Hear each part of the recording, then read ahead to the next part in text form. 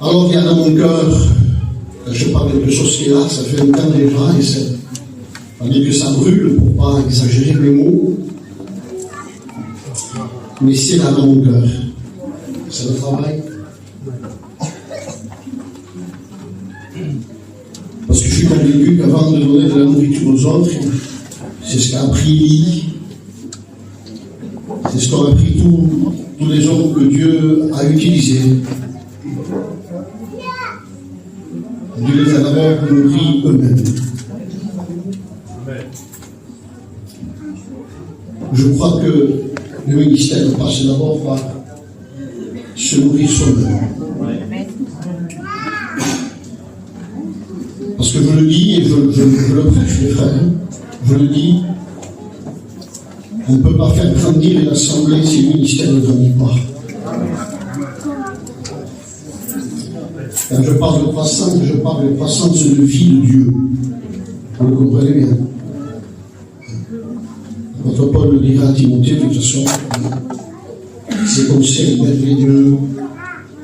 Il lui dit que tout le monde le voit, il dit que tes progrès soient évidents. On ne peut pas demander le progrès des autres si on ne progresse pas nous-mêmes. Vous comprenez bien. On ne peut pas mener un peuple, on ne peut pas mener une église où nous ne sommes pas. C'est vrai. On les amènera à l'endroit où nous nous trouvons. À Dieu. Alors, j'aimerais avec vous lire deux textes dans la parole de Dieu, sans tarder. Dans mon cœur, certaines choses que je vais essayer de partager avec vous ce soir. Alors, vous avez l'évangile de Marc au chapitre 13 et le verset 35.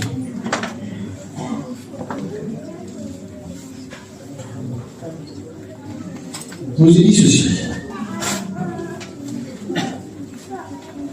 Veillez donc, car vous ne savez quand viendra le maître de la maison, ou le soir, ou au milieu de la nuit, ou au chant du coq, ou le matin. Je le lis en plus, mais craignez qu'il ne vous trouve endormi et soit arrivé soudainement. Ce que je dis, je le dis à tous, chrétiens, pasteurs, prédicateurs, anciens, responsables, présidents, je le dis à tous.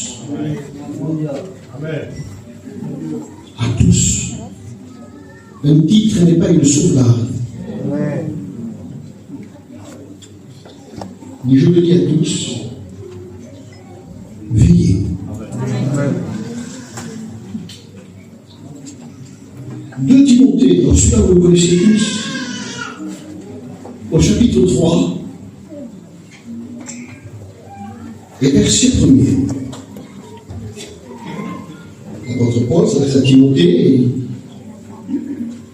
il sait que son départ approche. Et voici ce qu'il lui dit.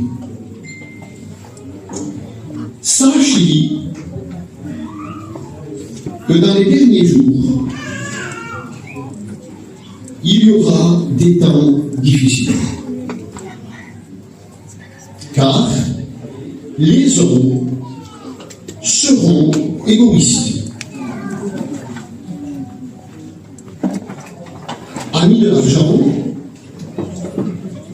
fanfarons, hautains, blasphémateurs, rebelles à leurs parents, ingrats, irréligieux, insensibles, déloyaux, calomniateurs, intempérants, cruels, ennemis des gens de bien, traîtres.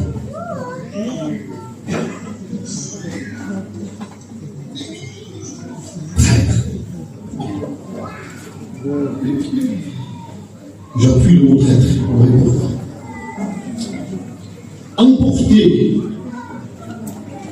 enflé d'orgueil, aimant le plaisir plus que Dieu. Ayant l'apparence de l'habileté, mais reniant ce qui en fait la force.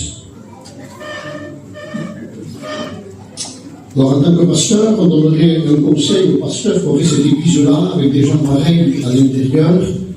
Il dirait, écoute, il dit, reprends-les, essaie de faire quelque chose avec eux, mais ne me laisse pas comme ça. Le texte poursuit. Et voici le conseil qu'il donne à Timothée. Timothée dit, éloigne-toi de ces hommes-là.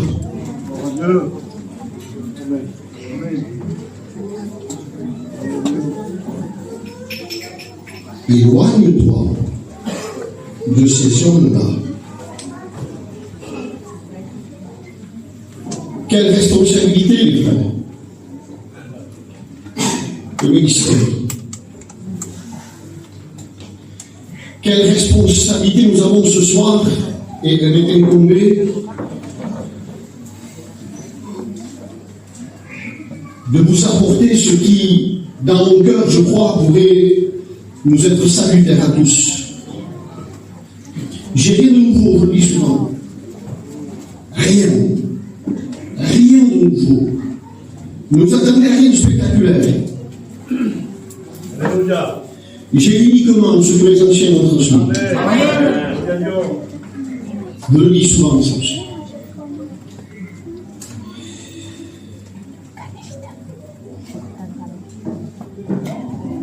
Quelle description biblique, les frères.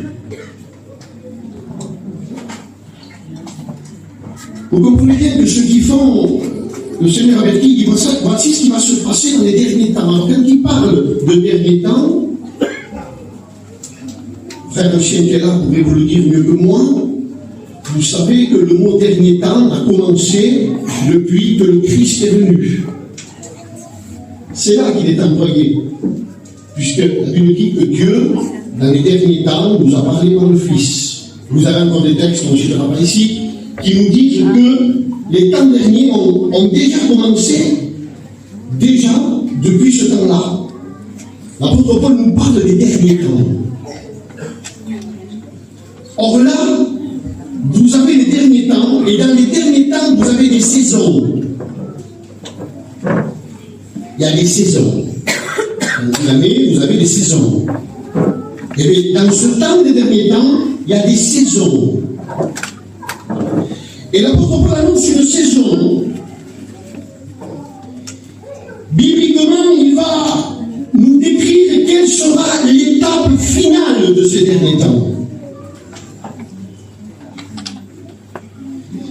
Et la période finale de ces derniers temps, il nous l'a écrit, et il nous dit, il m'avertit, et béni soit Dieu que ça m'est parvenu, que ça nous est parvenu, et il nous dit, voici l'atmosphère de ces temps-là, il dit.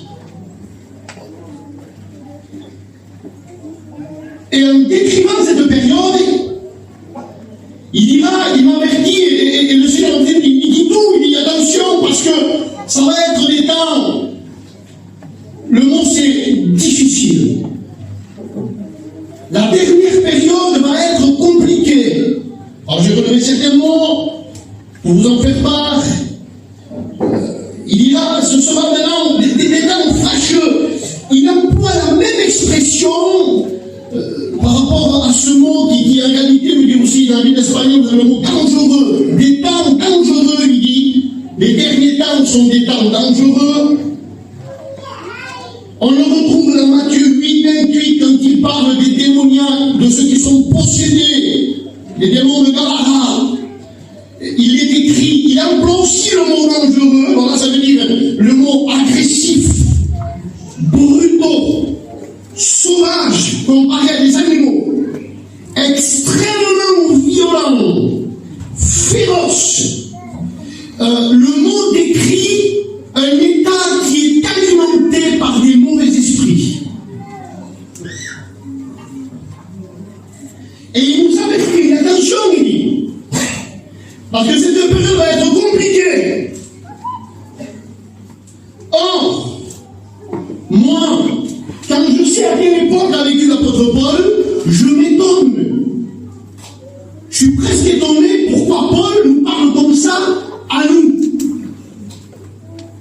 Les frères, il y avait les bons de ce temps-là. De ce temps-là, il y avait les arènes qui étaient là.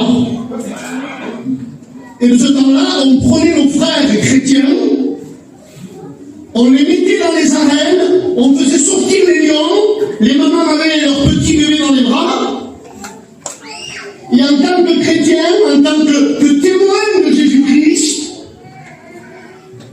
ils étaient pourchassés, et on leur lâchait les lions, et ils acceptaient de se faire dévorer par les lions, eux et leurs enfants qui tenaient dans leurs bras. Alors moi je dirais, Timothée quand même, Paul, si ça aurait pu parler avec lui, on aurait pu dire, mais quand même, il est plus difficile de ton temps que le mien. Dites-nous à nous, dans quelles arènes on nous met pour être mangé par les lions. Dites-nous, pour parvenir le témoignage du Christ avec nos enfants dans des arènes, il nous lâche des lions et des tigres. Qui résisterait à cette épreuve aujourd'hui? Moi je vois quand même, tu me dis à moi, ce sera difficile comparé au temps que tu vis toi. Justement, mais j'aurais été plus craintif, moi, humainement, de vivre autant de Paul qu'à celui-là. Non, pas les frères. J'aurais été plus craintif. Mais lui, non. Lui, il dit, ça va être pire pour vous. Et pourquoi? C'est bien pourquoi? Parce qu'on prenait les chrétiens et on les mettait dans les arènes où il y avait les lions. Et votre problème à vous, dites-nous, c'est que les lions et les loups ne seront plus dans les arènes. Les lions et les loups seront dans votre intérieur. Alors il se sera beaucoup plus difficile pour vous, il dit. Il dit pourquoi? Parce que de ce temps-là, il y avait les chrétiens de première classe, les frères. Waouh, excusez-moi. Mais je parle pour moi, rien à voir avec eux. Et alors aujourd'hui, ça va être difficile, parce que vous comprenez bien que quand on parle de 2 Timothée 3, les anciens pouvaient vous le dire comme moi, je vous apprends bien, on ne parle pas au niveau des gens de l'extérieur. Nous sommes en train d'ici de parler, quand il dit égoïste, ami de l'argent, fanfaron, qu'est-ce qu'il dit le fanfaron? Il fait une profession, il dit, je suis chrétien. Le hautain, c'est quoi sa profession? Je suis chrétien. Le dévoyant, le cruel, la nuit de guerre, le traître, l'emporté, qu'est-ce qu'il dit? Je suis chrétien. Ça, c'est sa profession à lui. Et Dieu nous avertit, les frères. Et attention, il dit autant que vous allez vivre. À tous ces prétendus chrétiens, le problème, excusez-moi, les frères, je vais parler par rapport à la paix entière, donc ce qu'il y a sur mon cœur, les frères. Hein? C'est que ce problème-là, on ne les a pas seulement au niveau de notre assemblée, mais je vais parler sur la planète, sur la terre, comme ça personne ne se sentira visé. Mais on l'a aussi au niveau de ceux qui font certains services. Des animaux bestiales, des loups qui ont réussi à s'introduire dans un service. Il pasteur qui va loin, non? Votre Paul nous le dit parce que le problème ne vient pas réellement du dehors aujourd'hui. Nos vrais problèmes deviennent avec tout cet état d'esprit, les frères. Regardez tous les conflits, toutes les batailles, tous les troubles, toutes les perturbations qu'il y a au milieu de nous, chacun dans son église. Vous êtes ici, les frères, mais chacun sait ce qu'il dit chez lui, les frères. Regardez toutes ces personnes. De qui ça vient? De l'extérieur? Non, les frères. Nos problèmes sont intérieurs. Et c'est là que le problème. Mais à tout niveau, les frères, à tout niveau. Et alors avec ces choses-là, eh bien, tout simplement, on vit constamment en conflit avec cet état d'esprit. Alors, il y a dans la Bible, et j'aimerais vous en parler ce soir, il y a un temps dans la Bible qui vient nous montrer l'état actuel de ces temps difficiles. Par exemple, Vous savez que vos pasteurs vous l'ont appris, ils vous l'ont prêché. Vous savez que quand la Bible parle par rapport au temps du matin, quand elle dit sentinelle, sentinelle, que dis-tu de la nuit, il dit voici le matin vient, la nuit aussi. Le livre des psaumes nous parlera d'un matin d'allégresse. On sait que pour nous, le matin, ludiquement, symboliquement, nous représente la venue du Seigneur. On le sait ça. Or, la Bible dit, et le Seigneur nous le décrit, que juste avant le matin, il y a une période. Et vous avez en Israël, dans l'Ancien Testament, la nuit était composée de 3 veilles. Et dans le Nouveau, suite, parce que c'est les Romains qui ont gouverné, elle était composée de 4 veilles. Or, on s'aperçoit que le Seigneur, dans le texte de Marc 13:35 que je vous ai lu, il cite les 4 veilles. Or, la veille, juste avant le matin, juste avant le retour du Seigneur, écoutez bien, cette veille-là, eh bien, c'est celle de minuit à 3h du matin. On l'appelait le chant du coq. Le célèbre chant du coq. Qui est la période la plus sombre juste avant le matin. L'heure où les ténèbres semblent dominer le plus à cette heure-là. C'est la dernière saison. La dernière saison avant le matin. La saison des temps difficiles. De minuit à 3h. La saison, excusez-moi de dire ici, où il nous faut ramer plus que jamais. Les frères. La 4e veille, c'est le retour. La 3e, on est dans le temps difficile. Quand les disciples étaient sur la mer. Et qu'ils se mettent à ramer. Quelle heure il est? Regardez votre Bible. Ils sont en train de ramer dans la 3e veille. Et comment ils rament? C'est compliqué. C'est difficile. Ils rament difficilement. C'est dur pour eux de ramer. Et pourquoi? C'est dur, un temps difficile où il faut se faire violence pour avancer. Le texte dit que la 4e veille, parce qu'ils voient ce combat, elle est compliquée ce combat. Jésus vient vers eux, le tout du Seigneur. C'est un temps compliqué, les frères. Un temps très compliqué. Alors automatiquement, il se passe quelque chose pendant de minuit à 3h. Il y a, excusez-moi, je vais en parler ici ce soir, tant pis le frère. Il y a un état. L'état de Timothée 3. Et tu le vois où, écoutez bien, les frères. De minuit à 3h, il vient de chercher le Seigneur à Gethsémane. Et quand il s'empare de lui, la Bible dit que les religieux vont le saisir. Or, l'heure où il est dans le Sanhédrin, l'heure où il est entre les mains des religieux, c'est entre minuit et 3h, la 3e veille. Et il y a une action qui se commet. Qui? Les religieux. Les religieux sont en train de s'apparer de Jésus. Et alors, qu'est-ce qu'ils lui font? Écoutez bien ce qui se passe dans cette 3e œuvre-là. La Bible dit qu'ils vont commencer à prendre Jésus, à lui mettre des coups de poing, à cracher sur lui, mais ils vont surtout d'abord l'accuser. Avoir des faux témoignages qui vont être rendus sur lui. Dis comment, les frères? La période de ces temps difficiles, c'est parce que vous le voyez, vous, mais sur certains, il y a aujourd'hui des gens qui sont de l'intérieur et qui sont en train de porter des accusations sur l'évangile que nos anciens nous ont transmis. Il y a aujourd'hui des personnes à l'intérieur qui sont en train de se plaindre et de nous traiter d'extrémisme par rapport à l'évangile que nous avons reçu les anciens. Et pourquoi, dites-vous? Les frères, regardez leur état d'esprit. Qui c'est? Des religieux. Qui ne supportent pas le visage de la vérité. Il dit alors, écoutez bien ça, les frères. Écoutez bien ça, les frères. Ça veut dire qu'en réalité, ils vont se mettre à proclamer quelque chose. Ils vont faire un procès à Jésus, un procès à la vérité. Mais tu crois que c'est ça l'évangile? Tu crois pas qu'ils se sont trompés? Tu te rends compte? Autant de renoncement.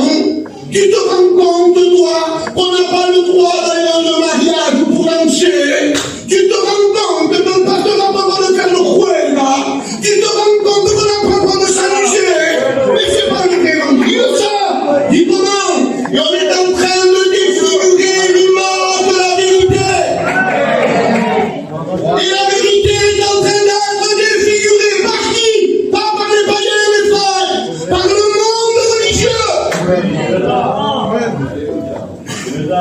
Donc si le monde religieux ne supporterait plus la vérité que nous avons apprise de nos vieux,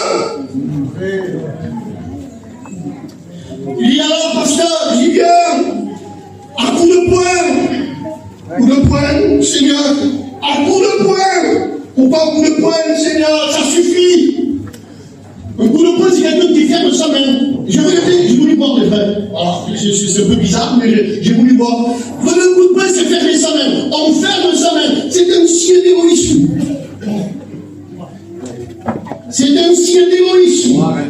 C'est-à-dire que c'est notre égoïsme qui est en train de déformer la vérité. Et pourquoi? C'est quoi l'égoïsme? Écoutez bien, on ne peut pas être sauvé si on n'a pas l'amour de la vérité. Mais de quel amour? J'ai noté tout à l'heure. Un parent de venir ici, qui quelqu'un d'autre de plus.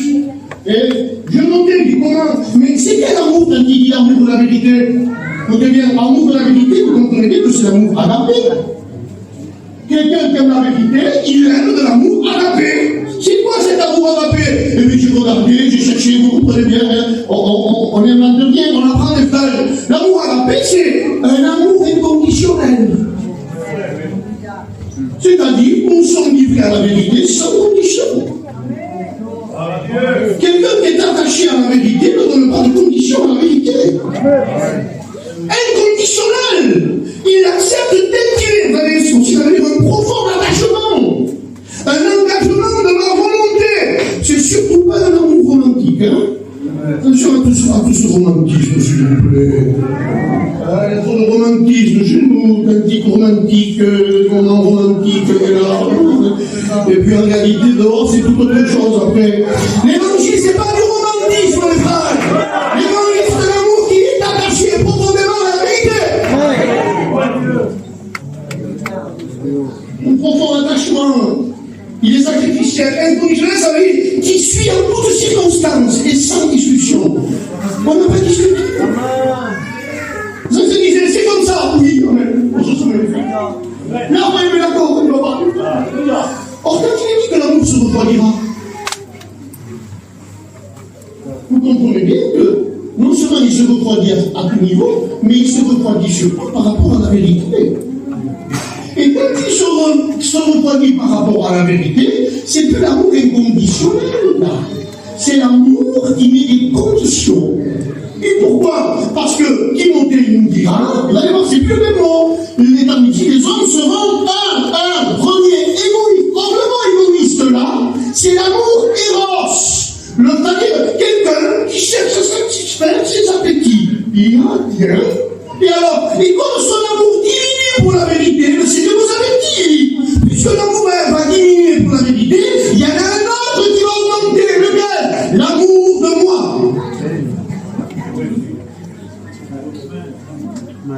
Mon égoïsme. Ah, écoutez bien, les frères. Inconditionnel. Et là, si avant je ne discutais pas, nous avons une génération qui discute toujours.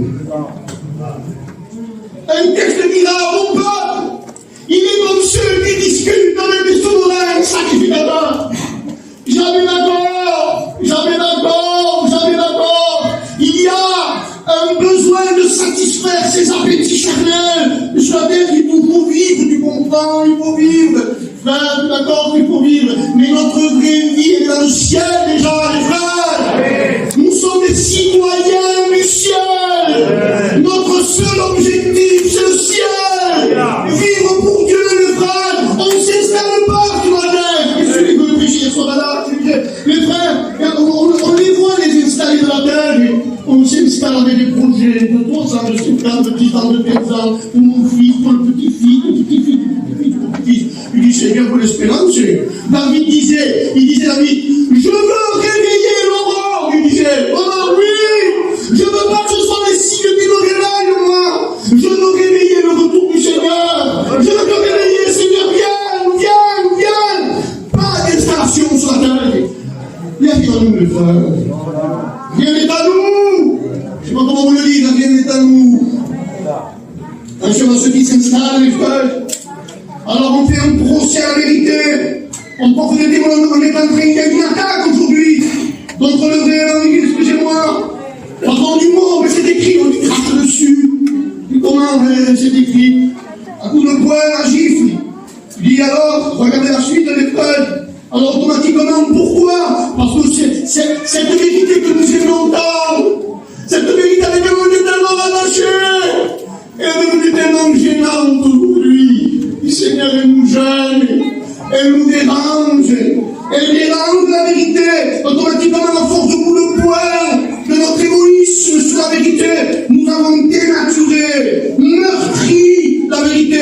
Quel est le rôle de la corde? La corde, le rôle de l'antichrist. Matthieu lui nous dit qu'est-ce qu'il fait l'antichrist? Il terrassa, il jeta la vérité à terre.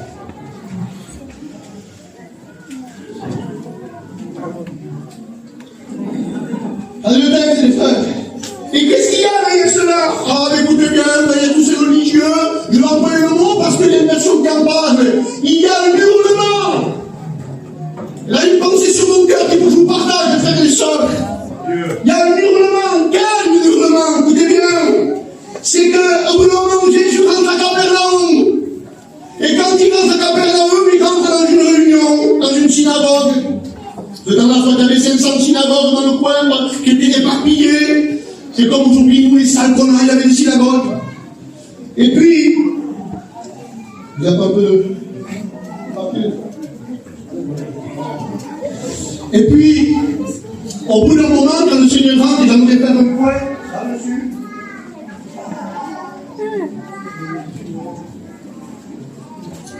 Merci. C'est que, c'est chaud, hein? Quand il rentre dans la synagogue, excusez-moi, c'est Jésus qui rentre. Et j'aimerais faire une parenthèse pour tous les prédicateurs, mes frères. Et tous les chrétiens qui pensent à ce que l'onction, que dans ces temps difficiles, tout est déformé, mes frères, tout. Jésus rentre dans la réunion. Je vous pose une question, frère prédicateur. Est-ce qu'il pouvait y avoir plus d'onction dans cette réunion d'autre part?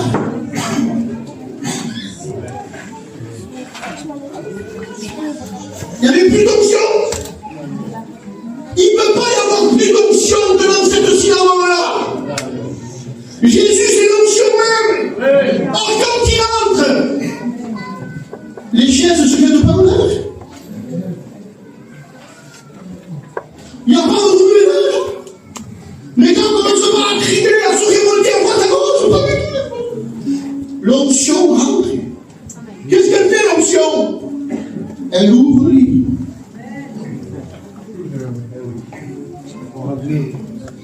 Attention à toutes ces soi-disant fonctions dans nos réunions qui n'ouvrent pas le livre. Et qui ne vivent pas révélation, si on veut dire. Je vois, j'ai vu, arrêtez, je vois, j'ai vu, excusez-moi, complètement. Je vois là-bas, j'ai vu ça, puis je sens, arrêtez avec vos sentis, j'ai vu. Ouvre-moi la Bible. La vraie révélation, ce sont les Écritures. Il disait que nos esclaves sont devenus le fiasco. Le fiasco. Excusez-moi. Debout la cristal. Et les gens se regardent. Mais maintenant, oh, Seigneur, mais vous frères et sœurs. On vous a pas appris comme ça, non? C'est parce que nos anciens nous ont appris. Il dit pas qu'on vous reçoit une parole de connaissance. C'est différent, mes frères.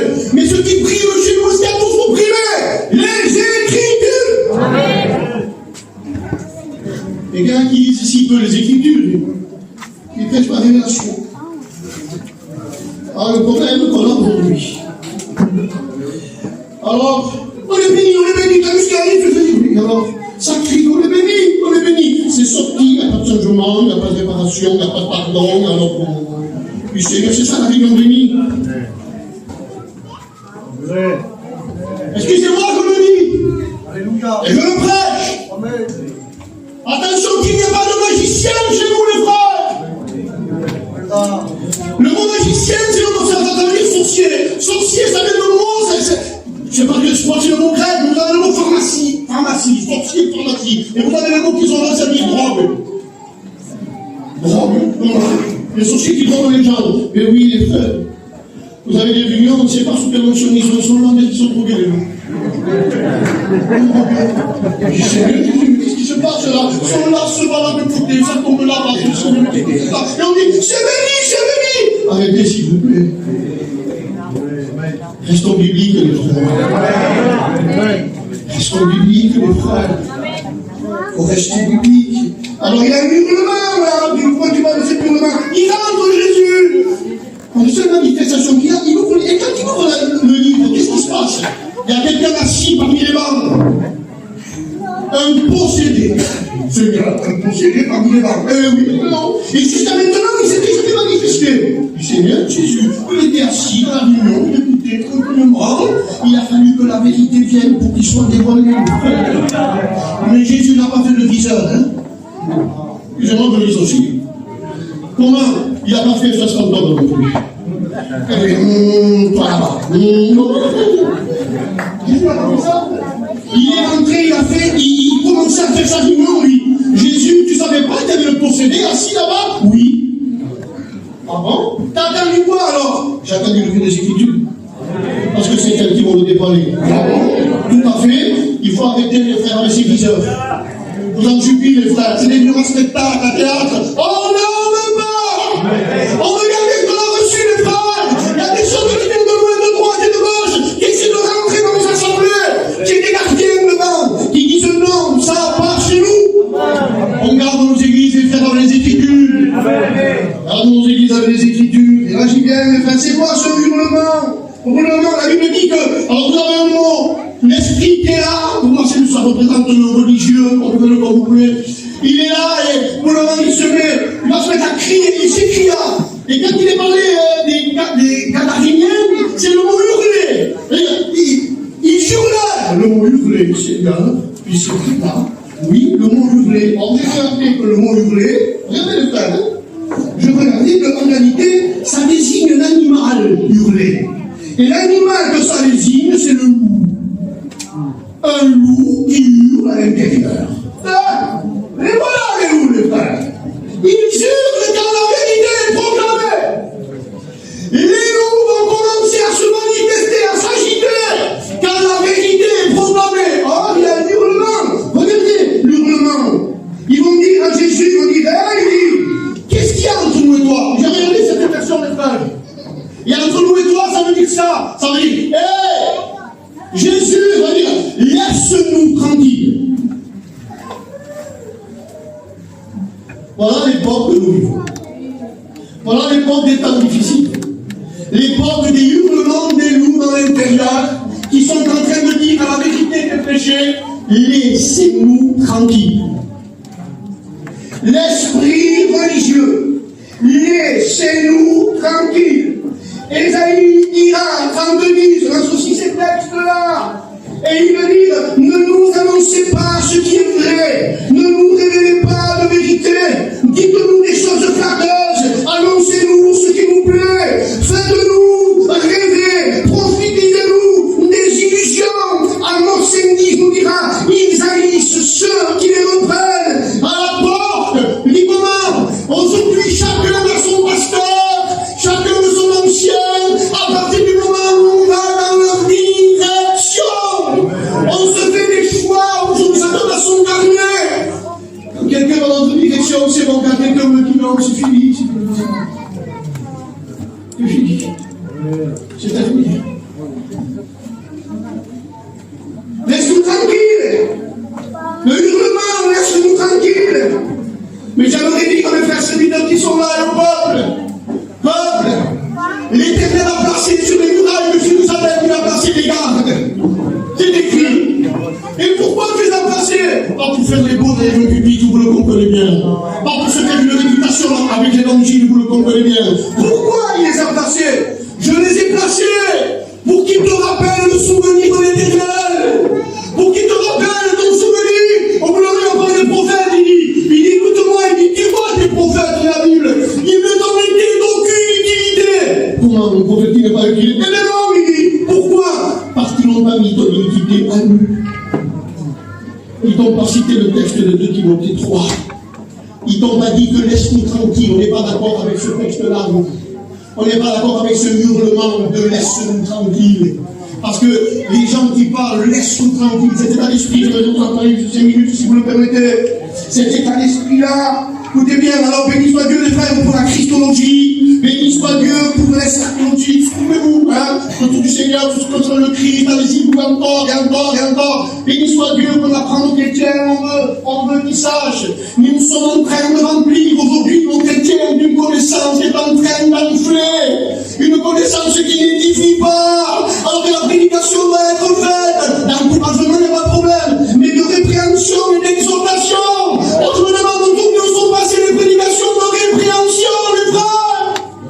Nous sommes en train de perdre un peuple qui est en train de nous dire, laisse-nous tranquilles.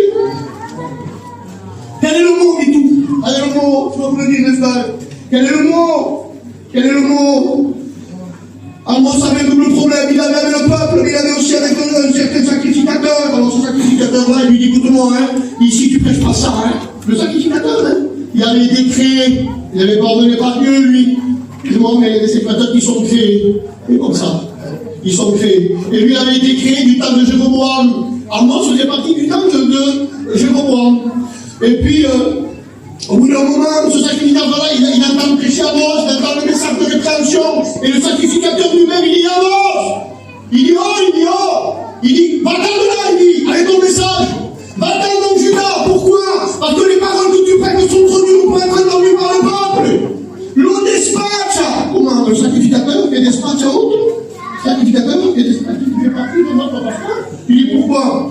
Parce que le message d'Amos était créé par ce sacrificateur. Et alors on fait passer le mot comme le message, même les sacrificateurs qui sont concernés par certains messages et qui pourraient avoir la vie du espoir tranquille, car le message vient les interpeller, ils sont gênés par le message. Et alors qu'est-ce qu'on fait? On essaie de discréditer celui qui l'annonce. C'est vrai. Et on va chercher pour ce qu'on ne peut pas là.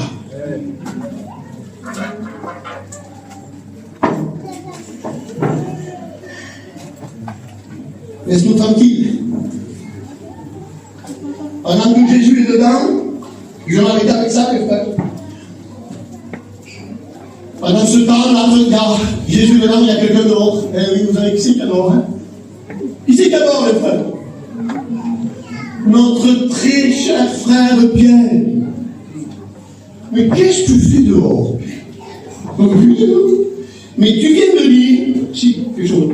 Tu viens de lire, Pierre, que tu voulais aller mourir avec lui, non? Tu viens de sortir l'épée, là. Il t'a dit, si eux, ils t'ont remis, moi, je meurs avec toi. Il dit, Pierre, ta place, elle n'est pas là. Quelle position t'as pris, Pierre? Vous voulez la position de Pierre? Marc nous dit qu'il s'est assis. Ah bon? Il faisait froid. Le texte le dit. Il fait froid. Et qu'est-ce qu'il fait, Pierre? Il s'assoit et il se chauffe. Mais attends, Pierre, dans cette troisième œuvre, la troisième veille, elle n'est pas là ta place. T'as dit que tu voulais mourir avec lui. Ta place, elle est là-bas, dedans, le salénaire, avec lui, à côté. Dis comment? Mais oui, toi aussi, tu vas recevoir des coups. Ah, toi aussi, on doit te tracher, on doit t'insulter, on doit te mettre des coups de poing, toi aussi, puisque t'as dit que t'allais mourir avec lui. Non, attends, faut que je m'assoie. Et je me chauffe. Dis pourquoi, du coup? Eh oui, les frères. Dans cette troisième veille, il y a un mot que j'aimerais vous dire par rapport à tous ces conflits qu'il y a aujourd'hui, par rapport à tous ces problèmes et toutes ces choses qui sont en train de se passer. Excusez-moi, je dis le mot. C'est dans mon cœur, là, c'est dans mon cœur, ça me travaille, je le dis. Les frères, hier, s'est comporté comme un lâche. Et c'est le mot lâche qui est là. Pourquoi lâche? Il a eu peur pour sa vie. Il a eu peur des mauvais traitements. Il a eu peur, excusez-moi, des représailles. Et comme on a peur des représailles aujourd'hui, on se tait. On a peur. On a peur d'une famille. Si je reprends celui-là, il n'aura plus besoin de devant moi. Alors on a oublié de laisser passer les choses. Et dans l'église, on met plus d'intérim de bénédiction. Il décante pas ça. Au milieu de la famille.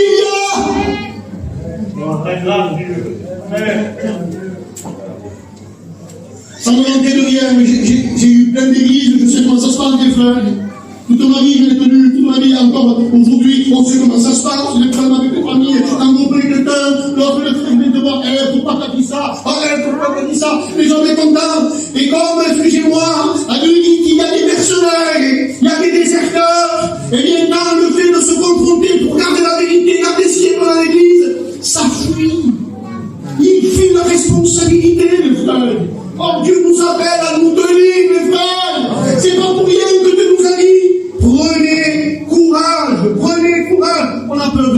aujourd'hui. Disons-le.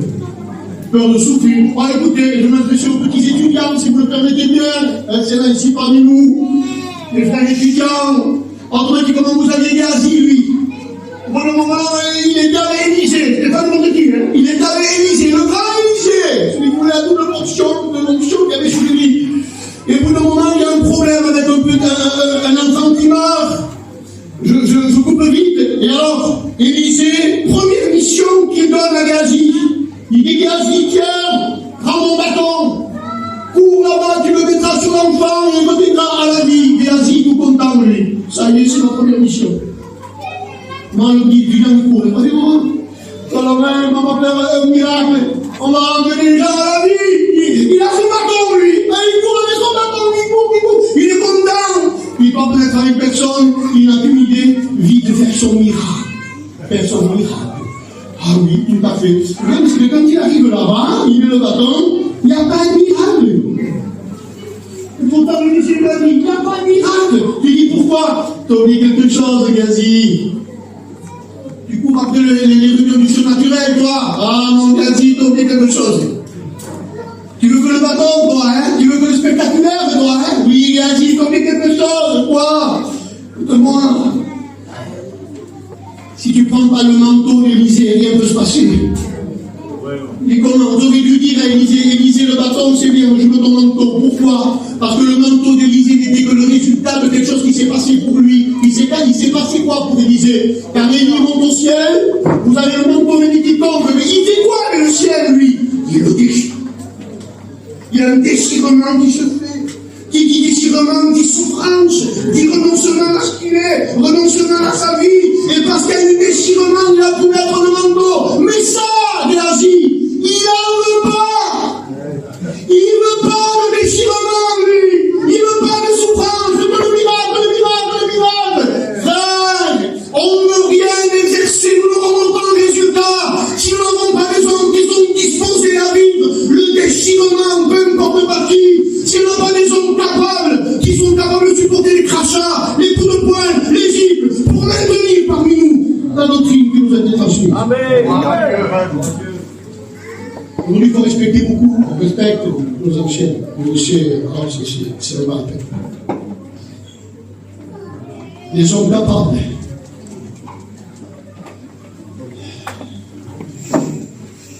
Vous connaissez mieux le plus. Pierre a fait le déserteur. Vous avez le texte. Même parmi les chefs, plusieurs tout dans lui, qui ont été à cause des pharisiens. Mais ils n'en faisaient pas l'aveu par la crainte d'être estimation avec la misère plus la gloire des hommes que celle de Dieu. Vous avez des déserteurs. Vous avez au moment, Paul, il y a une grande tempête sur le bateau. La tempête est là, le problème est là. Il y a une contre qui est là. Et alors, il dit que les matelots, ils voulaient partir de la ville. Ils voulaient abandonner tout le monde. Ils voulaient se sauver. Vous avez des gens, tant que tout va bien dans l'église, impeccable. Qui va bien entre nous, vous savez là. Et dès que le bateau commence à prendre l'eau, dès que le vent est là, vous avez des déserteurs. Ils laissent tomber tout le monde. Ils s'en vont. Non, ça va pas. Tout le monde s'esclave. Pourquoi? Ils ne sont pas capables de faire face. Pris par un esprit d'égoïsme, se protéger soi-même. Se protéger soi-même. Termine avec ça, les frères. Alors, qu'est-ce qu'il fait, mon bien? Qu'est-ce qu'il fait? Écoutez bien, les frères. Vous avez ceux qui se protègent soi-même en se taisant, ils dénoncent rien, ils se taisent. Ils regardent faire des choses. Ni pour, ni contre, ni. Ni pour, ni ils sont assis, ils regardent faire. Pourquoi, les frères? Écoutez bien, ils attendent que les gens soient fatigués. Pourquoi t'attends que les gens soient fatigués? Et ça, j'aimerais le dire à tous les responsables qui sont là, à tous les responsables de région, à tous mes frères, à tous ceux qui Dieu a placé pour une responsabilité. Écoutez bien, les frères, où ils étaient fatigués. Il était mort sur la montagne, fatigué, explosé de fatigue. Mais la fatigue ne lui a pas fait quitter son poste. Or, il y avait un Aaron et un Hur autour de lui. Et excusez-moi, mais on va faire parler à Aaron et Hur, hein, ce qui se passe un petit peu aujourd'hui. Il dit, Il est fatigué, Moïse. Mon plaisance. Le plaisir toujours.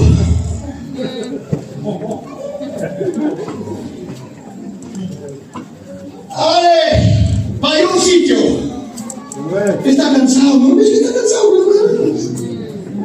Ah, tu fais ça? Tu fais ça, non? Qu'est-ce que tu fais? C'est pas un déserteur, oui. Il est fatigué. Mais c'est pas sa place que je veux, moi. Qu'est-ce que tu veux? Je veux qu'il reste à sa place, mais je vais l'aider pour qu'il reste.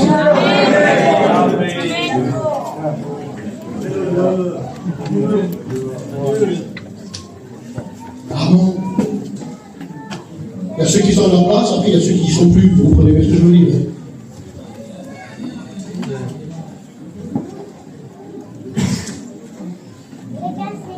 Et alors, qu'est-ce qu'il fait, Pierre? Je termine avec ça, mes frères. Comme il suffit. Qu'est-ce qu'il fait, Pierre? Et au bout d'un moment, vous connaissez la suite, il se plonge dans un confort, il devient, excusez-moi, mais il est lâche.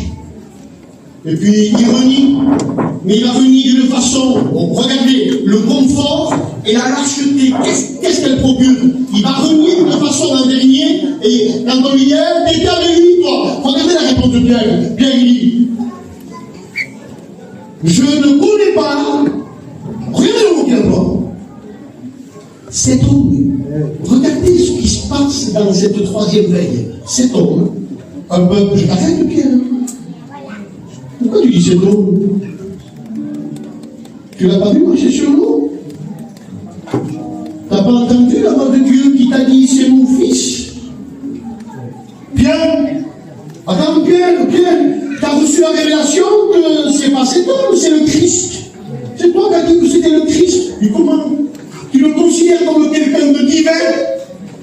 Là, et parce que tu ne veux pas souffrir, tu fais le lâche.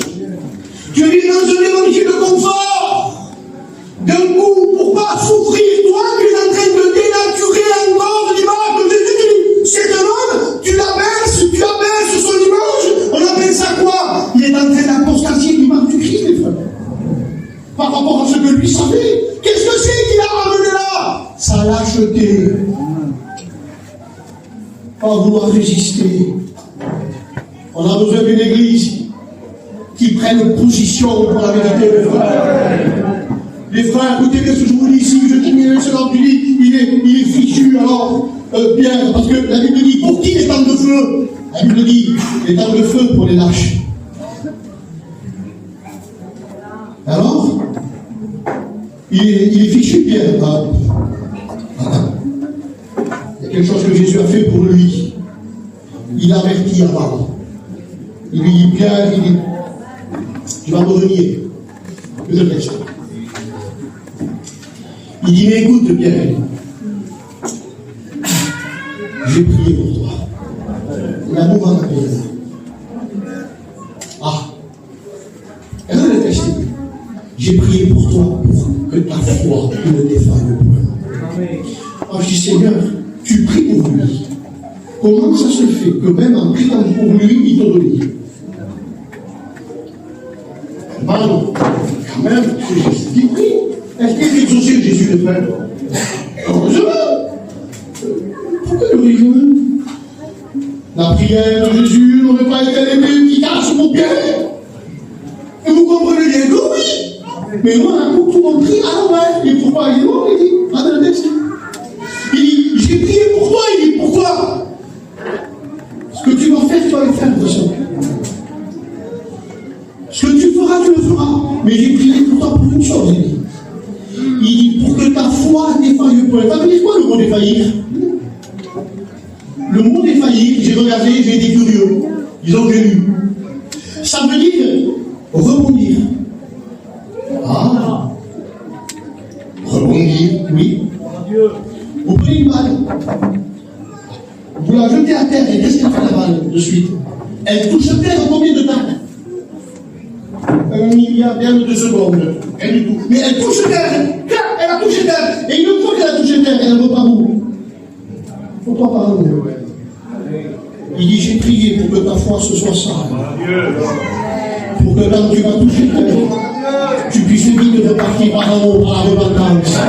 Mes frères, il y a toujours une solution de se repentir. Alléluia!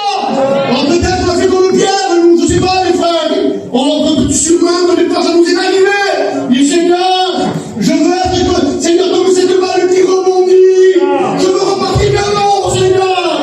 Je me repens ce soir.